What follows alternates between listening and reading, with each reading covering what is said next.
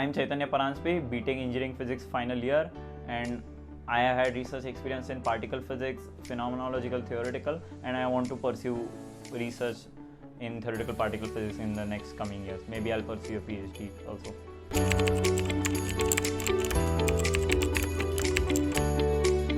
My publication is in the ACAT conference, ACAT, Advanced Computing and Analysis Techniques in Physics Research. My project was in the scattering amplitudes. It is in the theoretical particle physics research area, and I worked with Professor Gudrun Henrik at KIT Germany, of course virtually, and I presented my work in the conference virtually in December 2021.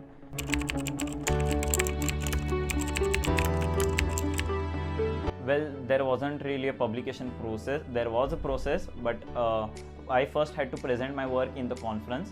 My supervisor invited me to present my work just because she liked the work that I did, and she invited me to present in the conference. I presented in the conference, and usually after you present in the conference, you have this conference proceeding. So I had this conference proceeding. Technically it is not a publication or journal article, so if that's what you're looking for, maybe you can talk to someone else or listen to someone else's advice, but I had a conference proceeding, and it is basically the work I presented in the conference, and that's the publication that I have. I actually have another publication in SOMAS conference. This is also for particle physics, and it was for a project again based in my phenomenological particle physics project that I did with my Canadian supervisor, Professor Daniel Stulaski. So long story short, from my experience, what I can tell is that you can work on a project, and then if your supervisor invites you to present it in a conference, or if the project or the results are good enough, you can present them in a conference, and after presenting in a conference, you will always have a conference proceeding or publication, or you can directly publish that in a journal article. So that's the short description of the process.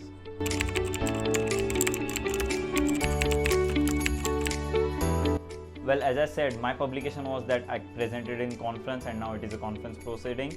The competition, yes, there is, but I'm not sure how intense it is. You have to send your abstract submission. There is an abstract submission process before the conference. They'll go through your abstract and see what it is that you're proposing to talk about, and if they like it, they'll accept your abstract submission. Usually, if your supervisor invites you to publish in a conference, my supervisor had very good connections with the people organizing the conference, so I didn't think I have any thought that I'll not be selected. It is mostly that my supervisor knows this conference, and she has a lot of connections with the people there, that she wanted me to present it, and I presented in the conference.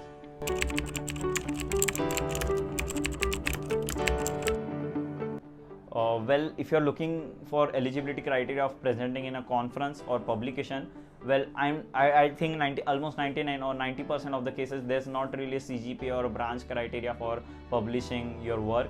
You just need to have good work and good results to publish your stuff. That being said, the project that I worked on, I got the opportunity because I had, I think I had good CGPA. I got the opportunity through the DAT scholarships. So they offer scholarships only to the high CGPA candidates. So that is the part where it helped me. But whatever project that you actually get to work on, if you do good project work, if you find good results, and if you have good results, you have to publish them, you have to present them in a conference, and conference people don't have these GPA criteria or branch criteria. They just want to know your abstract submissions. That's the most crucial thing for it. So having a good project, having good abstract, having good results is important for publishing or presenting in a conference.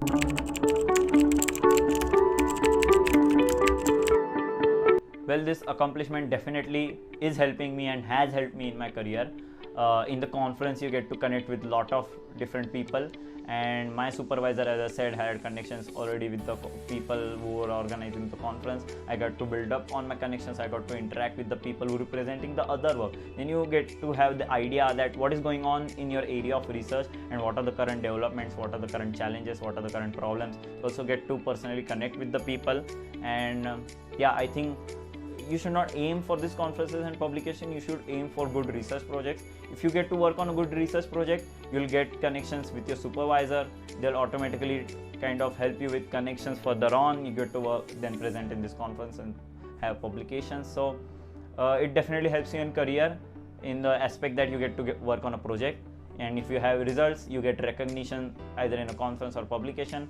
And if you do good work, your supervisor is impressed, and he or she or they will help you with your connections and maybe getting a good master's offer or getting a good research project further on. So it definitely helped me.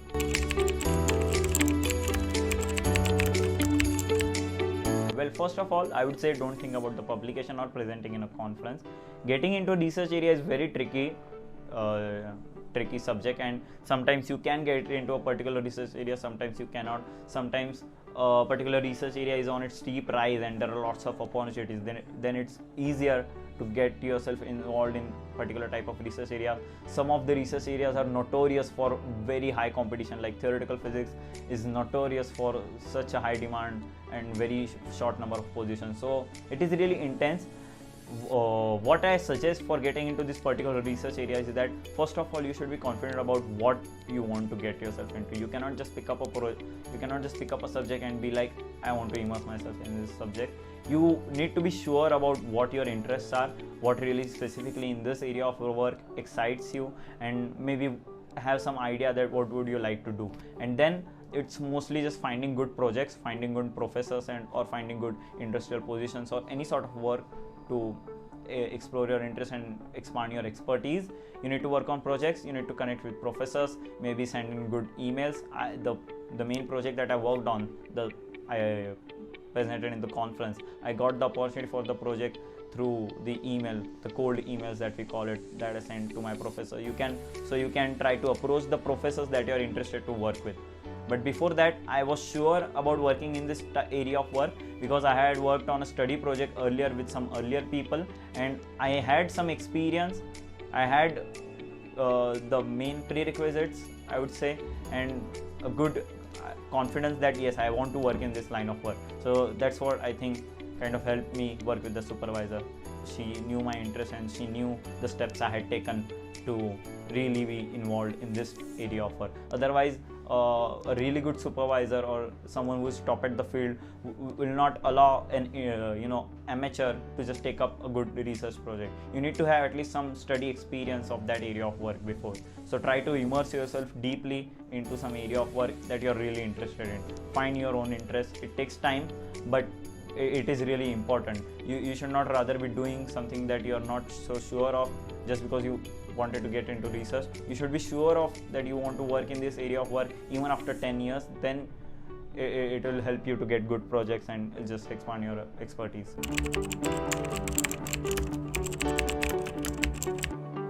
Well, first takeaway is that please approach good professors and find good projects to work on. That being said, even after finding such projects, you should have a research mentality. In my project, my ma'am asked me to calculate a certain form factor in our area of work. So I calculated it, but I didn't stop there. I kind of pushed through it. I went the extra mile.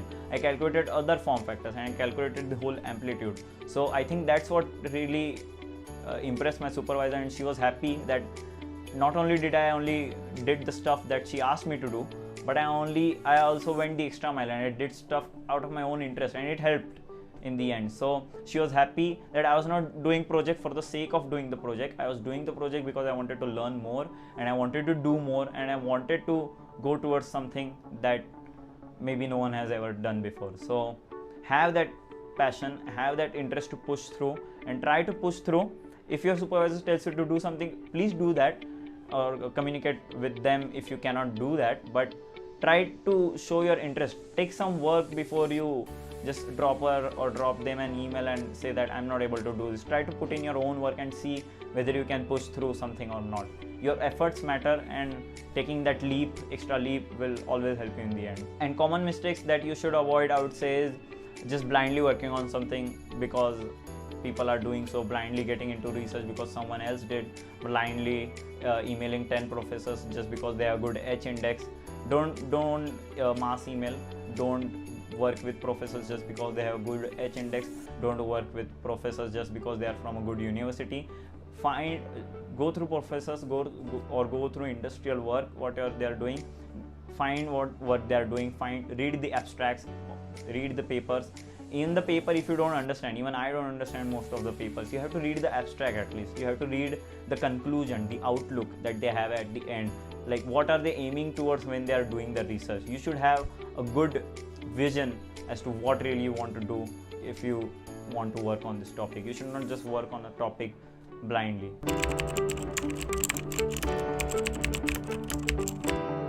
Well, first of all, I am from BTech Engineering Physics branch, which is somewhat chill branch because we have enough free time, I would say, to explore around.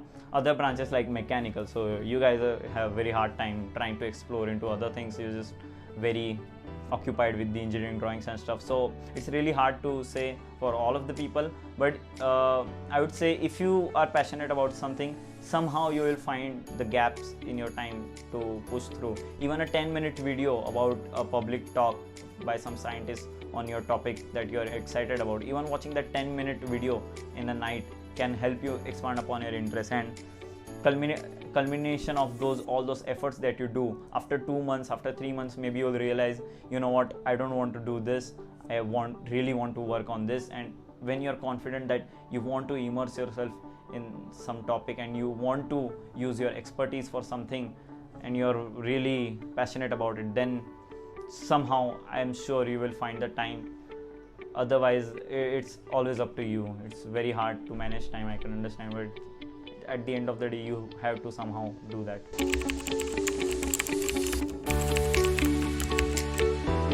Well, changes to the college system, I'm not sure if I can suggest any, or are they even good suggestions or not, but if you really want students to be immersed in the research world, I would say having more opportunities to work on the research projects is important. And even more than opportunities, I think a research mentality is important. Like the mentality I said, that even if a supervisor asks you to do something and you push through it, you do something extra, that is the research mentality in my opinion. And I think most of the people don't have it, or at least in the corporate world you don't really go by that strategy, and I wouldn't even suggest going by that strategy in corporate world.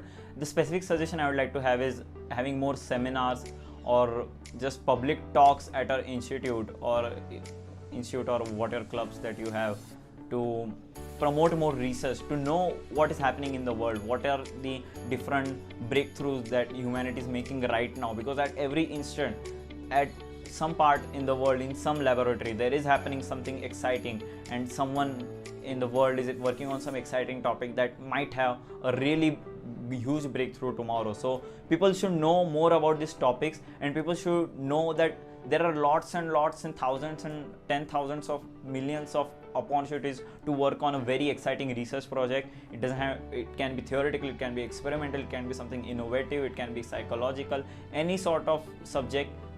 Thousands and millions of opportunities. The more opportunities we can present to students, the more exposure we can offer them, the more they'll know that, you know what, yes, I think I'm interested in this. Sometimes the people don't know that they have specific interest unless you have shown them what it really means or what it really is. Most of the culture in the campus or in our colleges revolve around competitive coding, which is fair enough. I can understand. If you just straight up want a job after 4 years, competitive coding is your best bet. But if you're looking to explore, if you want to know more about the world and what the people are working on, if you want to engage yourself in that environment, having more seminars, having more areas, or just some society, I wouldn't say society. If we wanted to form a society, we would have, but not specifically a society, but an open space and just a mentality to talk more about research.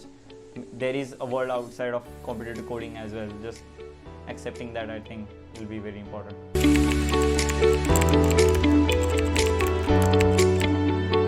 Yes, I'm part of LCI, which is our official cinematography club, and I have worked on some videos. You can be part of a club and still work on research projects and academics. Well, personally, I was engineering physics branch, so it's mostly chill. But anyways, having cultural aspect to your personality is also really, really important. Work on many things, and art is just a spectrum, and try to find something that you are passionate about almost on any part of the spectrum.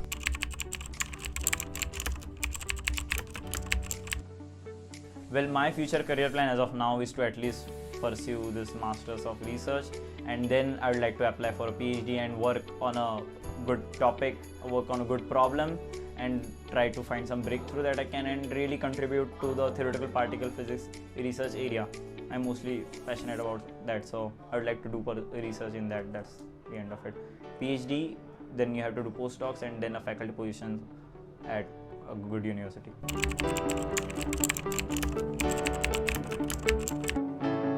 Well, mostly what I would suggest is try to find your interest, be open to explore. You don't have to specifically go into research, you don't have to do competitive coding necessarily, you don't have to necessarily be an entrepreneur. Try to explore different things, try to talk to more people, try to know more about what are the opportunities in the world and what can you do and what do you like and what do you want to see yourself be doing. You don't have to be sure about I'll be doing research after 4 years, or I'll be an entrepreneur after 4 years, or I'll have a very good job at a reputed company after 4 years. Don't be sure about what you'll be doing after 4 years. Try give yourself the open space that, you know what, I'll just maybe work on this project for 2 months, or maybe I'll just do competitive coding for 2 months and see whether I really liked it, or you know what, maybe I'll do a startup and see how it goes for at least this 4 to 5 months. So try yourself the freedom to explore, and I think the more time you allow yourself to explore, the more you enjoy, the more you find something that really excites you, that makes you go the extra mile, more you will be confident and easily you will find the next opportunities in the world itself. And once you are sure about something, once you are really passionate about something, after that what I really suggest is try to connect with more people who are already experienced in that topic, who already know what they're doing and who already have done something that you want to do. If you want to do PhD, talk to someone who has already done a PhD. That is what I did, and that is what I always suggest to people. If you want to do research on a specific topic, well, if you want to work on, say, geology, I won't be able to advise you really well, but find someone who has done a PhD in geology. They'll be the best person to talk to you about what are really the challenges or what should you do. So try to find those people and please talk to them. If you if you don't talk to them, if you are just maybe shy, you'll hinder yourself of those opportunities. So don't restrict yourself, don't limit yourself. And another mentality that sometimes I find in juniors is that, should I have some specific prerequisites for working on a project? This is specific to research. So what I'll suggest is, yes, sometimes there are very basic prerequisites that you should have, but in my opinion, there are not really any exact prerequisites that you should always have. If you try to learn something, there is no end to it. There is no stop to learning a topic in its depth. You will never be able to go to the real depth and be really able to understand the whole subject you're interested about. What you should really look out for is good projects, at least in the research, or try to connect with the right people, and do not be afraid to just talk to people, randomly approach anyone in the world on LinkedIn, on email, whatever medium you would prefer, and just talk to them, know what they have to say, know what they've been doing, see if you'd really like to do that after 2 years, after 1 year, if you're really interested about it, and see what the process of what you'll be doing is. What I try to suggest is, don't try to focus on an end result after 5 years. Try to enjoy the process, because if you enjoy the process, the end result won't matter you. This is kind of the example of theoretical physics that I gave to people. Theoretical physicists want to know how the universe works. Well, Einstein predicted gravitational waves and they were observed in now 2010, and he's not here to witness them. Well, we theoretical physicists know that we won't be maybe able to witness whatever theories that we predict or whatever work that we are doing, but it doesn't matter to us. What matters is that we are enjoying the process that we are working on. So maybe not focus on the end result, enjoy the process that you are doing, because as long as you enjoy the process that you are doing, you'll be sure that I'm having a good time. So try to have a good time, enjoy, and make good friends, make good memories, and enjoy your college life or whatever life you have been imagining yourself for.